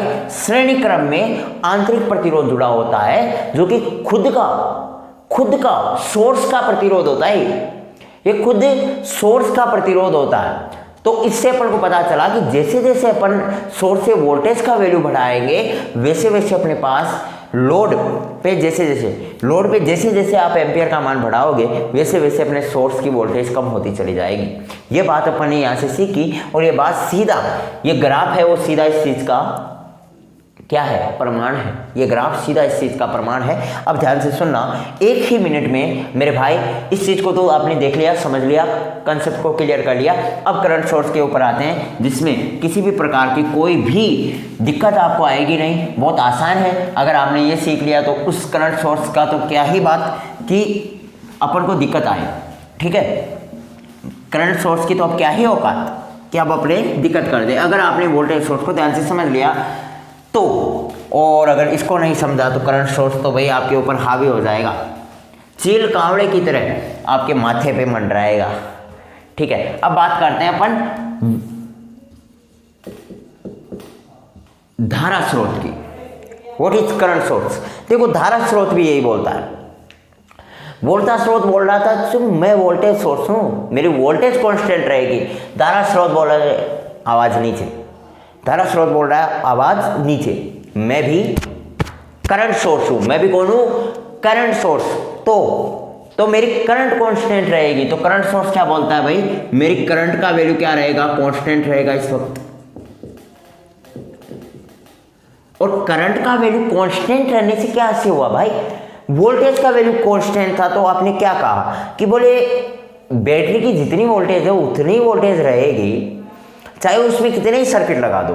तो करंट बोल रहा है कि बैटरी का जितनी एम्पियर की करंट है, मान के चलो किसी भी करंट में कोई भी करंट सोर्स लगा हुआ है, उसमें 5 एम्पियर की धारा है, कोई भी बैटरी है, 5 एम्पियर की धारा है। अब आप उसमें कितने भी सर्किट लगा दो, धारा का मान 5 एम्पियर ही रहेगा। लोड तक धारा का मान 5 एम्पियर ही पहुंचेगा। मतलब आप कितने भी उसमें सर्किट लगा दो, करंट का मान कांस्टेंट था, कांस्टेंट है, कांस्टेंट रहेगा। तब तो आप कह रहे होंगे कि ये धारा स्रोत होगा, नहीं तो फिर आप बोलोगे कि यार कुछ गड़बड़ है। तो फिर आप इसमें भी बोलोगे ना, क्या ऐसे कैसे हो सकता है कि एक सर्किट में 5 एम्पियर की, मतलब अपन ने एक लोड लगाया वो 5 एम्पियर का है, या एक लोड लगाया जो 10 वोल्ट का है उसमें भी 5 एम्पियर बह रही है, और दूसरा लोड लगाया जो कि 20 वोल्ट का है उसमें भी 5 एम्पियर बह रही है, और अपन एक 100 वोल्ट का लोड लगा दिया उसमें भी 5 एम्पियर ही धारा रहेगी। मतलब धारा के ऊपर कोई प्रभाव नहीं पड़ रहा, ऐसा तो नहीं है। तो फिर इसको भी उसी आधार पर 2 भागों में बांट दिया गया। बोले आप कह रहे हो कि ऐसा नहीं है, तो इसलिए फिर अपनी करंट सोर्स भी 2 प्रकार का होता है, आइडियल करंट सोर्स और रियल करंट सोर्स। आइडियल में क्या होगा? वही जो आपने देखा, जो आपने पीछे देखा वही होगा। रियल में क्या होगा? थोड़ा चेंज होगा, वो भी अपन देख लेंगे। अब सुनो, करंट सोर्स का मतलब, पहली बात आपको एक चीज समझ में आनी चाहिए, करंट सोर्स में करंट का वैल्यू कांस्टेंट रहेगा, ठीक है। करंट का वैल्यू क्या रहेगा मेरे भाई? कांस्टेंट रहेगा। दूसरी चीज, करंट का जो सिंबल होगा ये होगा डीसी करंट के लिए कुछ इस प्रकार से, और एसी करंट के लिए कुछ इस प्रकार से। आप कहोगे सर बेवकूफ बना रहे हो, सर बेवकूफ बना रहे हो। डीसी करंट वाला तो चलता है, डीसी करंट वाला तो चलता है, लेकिन ये एसी करंट वाले में क्या जोड़ कर रहे हो? हमने पीछे पढ़ा है, हम भूले नहीं हैं, हमें भूले नहीं हैं, हम पागल नहीं हैं, स्टूपिड इडियट कुछ भी तो नहीं है। आप कैसे कह सकते हो कि ये एसी करंट वोल्टेज सोर्स और करंट सोर्स दोनों के लिए सेम सिंबल होगा? भाई आपने वोल्टेज सोर्स में भी सेम सिंबल बना दिया, करंट सोर्स में भी सेम सिंबल बना दिया। क्या हमारे माथे पे पागल लिखा हुआ है? नहीं भाई, ऐसा तो मैंने कभी नहीं कहा। ध्यान से सुनना, जब हाँ दोनों सेम है, सिंबल दोनों सेम है, एक चीज का डिफरेंस है। यार पूरा तो सुनते नहीं हो तुम, अब मैं क्या करूं? आप पहले बोलने लगो तो करंट सोर्स में यहाँ पे जो एसी करंट वाला जो सिंबल दिया हुआ होगा उसके साथ आपको कुछ चीजें दी हुई होगी, जैसे I1 I0 sin omega t दे दिया, I0 cos ओमेगा 2, इस यानी कुछ इस प्रकार की चीजें दी हुई होंगी, IM sin ओमेगा t दे दिया। यानी कुछ इस प्रकार की चीज़ें इसके साथ दी हुई होंगी। और जब ऐसी चीज़ें आपको साथ दी गई हो तब आपको समझ जाना है बोले सोर्स कौन सा है रे, करंट सोर्स वाला सोर्स है AC वाला। और अगर ये तीनों नहीं दी हुई हो, कोरा ये का ये दिया हुआ हो, तो आपको समझ जाना है बोले वोल्टेज सोर्स वाले AC करंट वाले इस चीज़ की बात कर रहे हैं। ठीक बात है, यहाँ तक किसी भी प्रकार की कोई भी दिक्कत आपको आनी नहीं चाहिए। एक बार इस सिंबल्स का आप स्क्रीनशॉट जरूर लें। ठीक है, अब देखते हैं। अब अपन ने बताया कि बोले वही कारण हुआ इसमें भी, जो थ्योरी थी वो सारी की सारी क्वेरीज आप समझ पा रहे होंगे। करंट का वैल्यू कांस्टेंट होने का मतलब ये बोल रहा है कि मान के चलेगा मैंने कोई 5 एम्पियर की बैटरी लगाई और 5 एम्पियर की बैटरी मैंने किसी लोड पे लगा दी। ये कोई भी लोड है अपना, और इस 5 एम्पियर की बैटरी को मैंने किसी लोड पे कनेक्ट कर दिया। एक लोड पे यानी मान के चलेगा ये 10 वोल्ट का लोड है। इस लोड पे मैंने कनेक्ट किया 10 वोल्ट के लोड से, तो ये बोल रहा है कि करंट का वैल्यू कांस्टेंट मतलब 5 एम्पियर का 5 एम्पियर ही रहेगा। फिर मैंने इसी में एक और लोड लगा दिया और जो कि खुद 20 वोल्ट का है, मतलब अब कितना वोल्ट हो गया टोटल, 30 वोल्ट का हो गया। अब 30 वोल्ट का हो गया। वैसे आप कहोगे बोले यार समांतर क्रम में है, तो आप ऐसे कैसे कह सकते हो? ठीक है, कोई बात नहीं है। अब ध्यान से सुनना, ये 30 वोल्ट का है या कितने भी वोल्ट का हो गया, आपके जो भी कंफ्यूजन होगा मान के चलिए होगा इन दोनों को मिला के 30 वोल्ट आया। मैं कंसेप्ट की बात कर रहा हूँ, तो भी 5 एम्पियर की ही धारा प्राप्त हुई। या फिर बैटरी में जो एम्पियर का वैल्यू आएगा वो 5 एम्पियर ही आएगा, यानी धारा का मान तो फिर भी इसमें कॉन्स्टेंट ही है। मैं बोल रहा हूँ एक और लगा दिया मैंने लोड, यानी जैसे जैसे मैं लोड का कितना भी बड़ा मान कर दूँ अपने धारा का मान 5 एम्पियर ही रहेगा। तो यार ये कैसे पॉसिबल हो सकता है भाई? आप कितना भी लोड का मान बढ़ा दे रहे हो और आपका करंट सोर्स ठस से मस ना हो, ऐसे तो कैसे हो सकता है? मैंने थोड़ी देर पहले एक एग्जांपल दिया, बोले अपन जब 2 कूलर चले हुए हैं, 2 फैन चल रहे हैं, एक लाइट सामने चल रही है, और जब मम्मा जा करके चक्की वाली मोटर को चला देती है तो अपनी लाइट बीप करती है। क्यों करती है? क्या उसमें कुछ चेंज आया? अगर धारा का मान वही रहता, बीप करने के बाद आप देखते हो कि अपना कूलर पहले तो ठीक चल रहा था, अब धीरे चलने लगा है। अपना फैन ढंग से घूम रहा था, अब यार धीरे होने लगा है। क्या कारण रहा उसमें? अगर ये कंसेप्ट फॉलो होता तो मेरे भाई क्या ऐसा होता कि वो फैन तेजी से चलता हुआ फैन धीरे होने लगा हो, तेजी से चलता हुआ कूलर वो धीरे होने लगा हो उस मोटर के चक्कर में? ऐसा तो नहीं होता ना। तो इसका मतलब ये कंसेप्ट यार रियल लाइफ में, इस रियल वर्ल्ड में नहीं चलेगा। तो फिर इसने कहा कि फिर अगर नहीं चलेगा तो वही चीज हम 2 टाइप्स में से बांट देते हैं, एक तो आइडियल और एक रियल। वही आइडियल करंट सोर्स, वही रियल करंट सोर्स। अब बात करते हैं आइडियल का मतलब, जो हुजूर आप जैसी बात कहोगे वैसे हम मानेंगे, तभी तो वो आइडियल बन पाएगा। यानी आइडियल का मतलब तो है, मान के चलो ये आपका कोई भी धारा स्रोत है और धारा स्रोत में आपने कोई भी लोड लगा दिया और ये लोड आपने लगा दिया। जितना धारा स्रोत से मान के चलो वही 5 एम्पियर की अपन ले रहे हैं, 5 एम्पियर की 5 एम्पियर आपने धारा भेजी और लोड का मान कितना भी बढ़ा दो बात वही होगी।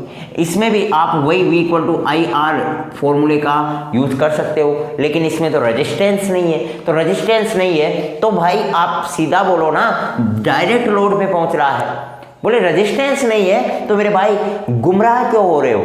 सीधा लोड पे ही तो जाएगा, जितना धारा ये देगा उतनी की उतनी सीधी लोड पे जाएगी। तो मैं क्या बोल रहा हूँ, अगर आप लोड का वैल्यू यहाँ पे अब अपन I और V के बीच में बनाएंगे, क्योंकि वो करंट सोर्स की बात कर रहे हैं, करंट निकल रहा है, मतलब मैं बोल रहा हूँ कि 5 एम्पियर का ये करंट है। अगर आप 10 वोल्ट बैटरी लेते हो, 10 वोल्ट का यहाँ पे कुछ भी ले रहे हो यार, कोई युक्ति 10 वोल्ट की लेते हो तो भी अपना करंट तो 5 एम्पियर रहना है। अगर बात करें अपन 20 वोल्ट की तो भी अपना करंट तो 5 एम्पियर रहना है। बात करें 30 वोल्ट की तो भी अपना करंट तो 5 एम्पियर रहना है। मेरे भाई ग्राफ कैसा हो गया? एकदम सीधा प्राप्त हो गया। मतलब इस पर कोई प्रभाव नहीं पड़ेगा कि आपका करंट का वैल्यू और लोड का वैल्यू कितना क्या हो रहा है।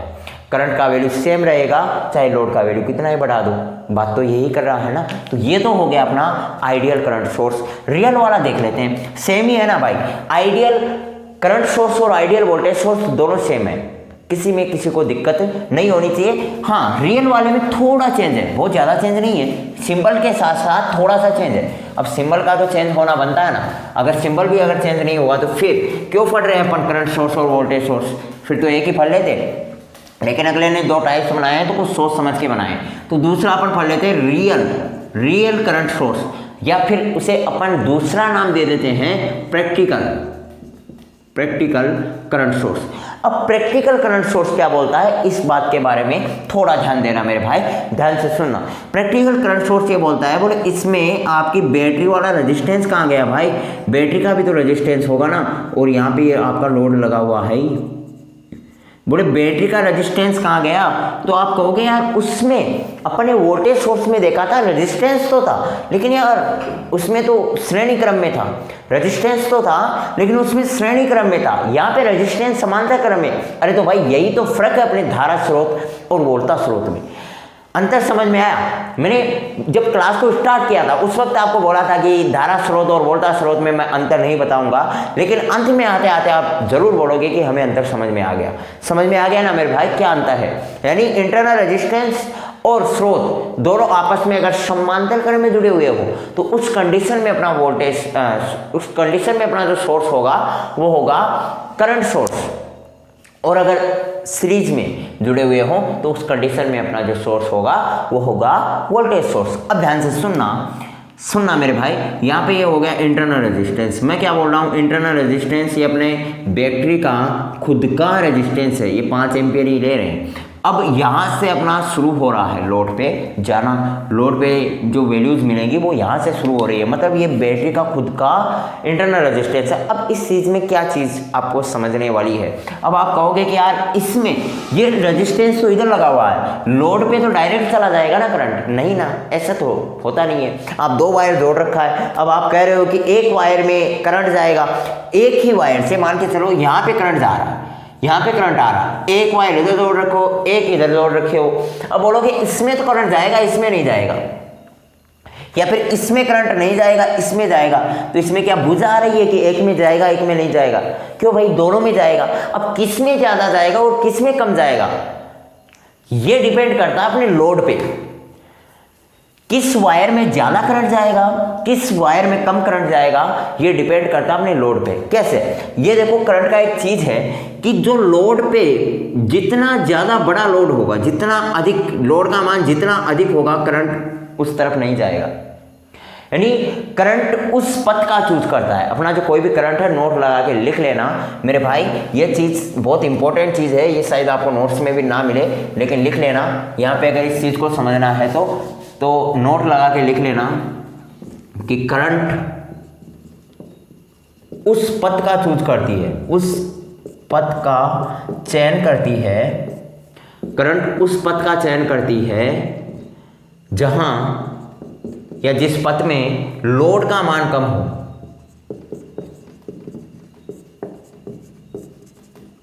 ठीक है, यहाँ पे मान के चलेगा लोड का मतलब है रेजिस्टेंस, प्रतिरोध। यहाँ पे लोड की जगह अगर मैं प्रतिरोध भी लिख दूँ तो कोई दिक्कत वाली बात नहीं है, अगर रेजिस्टेंस भी यहाँ पे लिख दूँ, यानी जिस पथ में रेजिस्टेंस का मान। यहाँ पे देखो 2 लोड है या 2 रेजिस्टेंस लगे हुए हैं, लोड भी एक प्रकार का रेजिस्टेंस ही है। रेजिस्टेंस का काम होता है धारा को रोकना, और लोड का काम भी तो यही है ना।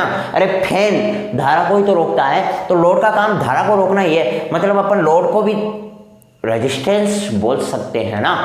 अब ध्यान से सुनना, ये 2 रेजिस्टेंस लगे हुए हैं। अब मेरे भाई एक बात बताओ, अब अपन को कैसे पता चलेगा कि किस वाले रेजिस्टेंस में धारा ज़्यादा जाएगी और किस वाले रेजिस्टेंस में धारा कम जाएगी। मेरी बात ध्यान से सुनना, मैंने बोला कि जिस वाले रेजिस्टेंस की वैल्यू कम होगी उस वाले रेजिस्टेंस में धारा का वैल्यू जाएगा, और जिस वाले रेजिस्टेंस की वैल्यू जितनी ज़्यादा होगी उसमें उतना कम धारा जाएगा। मैं बोल रहा हूँ लोड को 0 कर दूँ, कुछ समय के लिए मैं लोड को 0 कर दूँ, तो बताओ धारा क्या इंटरनल रेजिस्टेंस में जाएगी? नहीं जाएगी।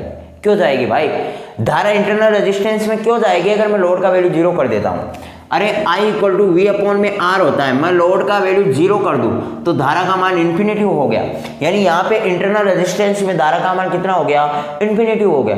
इन्फिनेटिव होने का मतलब इतनी अधिक वैल्यू, इतना अधिक रेजिस्टेंस जिसकी अपन कल्पना नहीं कर सकते। रेजिस्टेंस ये इन्फिनेटिव वैल्यू होने का मतलब इन्फिनेटिव, यहाँ पे करंट का वैल्यू आ गया, मतलब यहाँ से धारा जा ही नहीं सकती। मैं बोल रहा हूँ आपको एक बात मैं बोल रहा हूँ, यहाँ पे अपन R is equal to V upon में आई होगा, सॉरी है ना, धारा का वैल्यू 0 कर रहे हैं ना, तो R का वैल्यू क्या हो गया, इन्फिनिटिव हो गया। मैं बोल रहा हूँ धारा का वैल्यू जैसे जैसे मैं बढ़ाता हूँ, जैसे मान के चलो यहाँ पे मैं धारा का वैल्यू 1 एम्पियर कर देता हूँ, तो रेजिस्टेंस का वैल्यू भी क्या होगा, यानी इस रेजिस्टेंस का वैल्यू कम होगा। जैसे जैसे आप इस वोल्टेज का मान बढ़ाओगे रेजिस्टेंस का वैल्यू कम होगा, यानी रेजिस्टेंस पे धारा आना स्टार्ट हो जाएगी। जैसे जैसे आप लोड का मान बढ़ाते चले जाओगे रेजिस्टेंस पे धारा का मान बढ़ता चला जाएगा। मतलब मान के चलो 5 एम्पियर में से आपने लोड का मान बढ़ा दिया 2 एम्पियर, तो रेजिस्टेंस में भी कुछ ना कुछ धारा जाएगी, और कुछ ना कुछ जाएगी तो 5 की 5 लोड पे नहीं पहुंच पाएगी। 5 की 5 लोड पे ना पहुंच पाके अपनी थोड़ी बहुत कट के धारा आएगी। फिर आपने और अधिक लोड को बढ़ाया, रेजिस्टेंस का मान फिर और कम हो गया, यानी रेजिस्टेंस पे धारा का मान और ज़्यादा बढ़ जाएगा। तो यही कारण है कि अपना जो रियल वोल्टेज सोर्स है इसमें इंटरनल रेजिस्टेंस पे धारा जाती है। जितना अधिक आप लोड का मान बढ़ाओगे, मैं क्या बोल रहा हूँ, जितना अधिक आप लोड का मान बढ़ाओगे तो उस पथ में धारा तो नहीं जाएगी। धारा हमेशा उस पथ का चूज करती है जिस पथ पर लोड का मान कम हो, जिस पथ में रेजिस्टेंस का मान कम हो। आप लोड का मान बढ़ा रहे हो तो इसका मान तो कम होगा ना भाई, इस लोड का मान बढ़ा रहे हो, इसका थोड़ी बढ़ा रहे हो, इसका मान कम होगा, तो धारा तो इसमें जाना ज्यादा पसंद करेगी ना, तो उस पथ में भी धारा जाएगी, कुछ बची धारा है लोड पे चली जाएगी। आप लोड का मान जितना अधिक बढ़ाओगे उस पे अपनी रेजिस्टेंस, इंटरनल रेजिस्टेंस में धारा का मान ज़्यादा जाएगा, लोड पे धारा का मान अपने आप कम होने लगेगा। और लोड पे अगर धारा का मान कम होने लगेगा तो वो बात फॉलो कहाँ हुई कि 5 एम्पियर की 5 एम्पियर, कितना ही अधिक लोड बढ़ा दो मिल जाएगा। भाई जितना अधिक लोड बढ़ा रहे हो धारा का मान लोड पे उतना ही कम मिल रहा है। तो ये क्या हो गया, अपना रियल या प्रैक्टिकल करंट सोर्स हो गया। रियल या प्रैक्टिकल करंट सोर्स हो गया, मतलब I और V में आप ग्राफ खींचते हो तो कुछ इस प्रकार से मिलेगा। यानी जैसे जैसे आप एम्पियर यानी करंट का मान बढ़ा रहे हो वैसे वैसे अपना ये कम होता चला जाएगा। ठीक है, तो ये अपना ये ग्राफ हो गया, इसमें कोई भी दिक्कत नहीं होनी चाहिए। ये मान के चलो यहाँ से 5 एम्पियर था, आपने लोड का वैल्यू पहले 10 वोल्ट लिया, फिर 20 वोल्ट लिया, ये आप यहाँ पे लिख देना। और ये अपना ग्राफ आएगा कि जैसे जैसे आप मान बढ़ाओगे तो अपना लोड पे वोल्टेज बिल्कुल कम होती चली जाएगी। ठीक है, तो ये अपना हुआ धारा स्रोत और वोल्टा स्रोत। आज की क्लास में वैसे अपन ने बहुत बड़ा टॉपिक या कुछ ज़्यादा चीज़ें नहीं पढ़ी हैं, लेकिन एक बहुत ही अच्छा और शानदार कंसेप्ट आपको क्लियर कराया है। मैं हो सकता था एक कंसेप्ट 10 मिनट से ऊपर का कंसेप्ट नहीं था मेरे भाई, 10 मिनट से ऊपर का कंसेप्ट नहीं था, फिर भी मैंने पूरे 1 घंटे का डेडिकेटेड लेक्चर लिया है। तो इसका मतलब इस कंसेप्ट में कुछ तो था, और कुछ था वो आपको समझ में आएगा। अब जब आप नोट्स को देखोगे और इस चीज़ को देखोगे तो आपका दिमाग खुल जाएगा। और अगर इस लेक्चर को बिना देखे जब आप नोट्स पढ़ोगे तो भी आपको पता चल जाएगा वास्तविकता में क्या चीज़ आज अपने पढ़ी है, कितनी इंपॉर्टेंट चीज़ आज अपने क्लियर की है। तो होपफुली आपको क्लास लेकर के मज़ा आया होगा, और यूं ही आप अपनी तैयारी को बेहतरीन तरीके से बनाए रखने के लिए लगातार क्लासेस ज्वाइन करते रहिएगा। मिलते हैं नेक्स्ट क्लास में, तब तक के लिए हंसते रहिएगा, मुस्कुराते रहिएगा, अपनी फिजिक्स को शानदार तरीके से समझ पाने का प्रयास करते रहिएगा। Bye bye, have a nice day.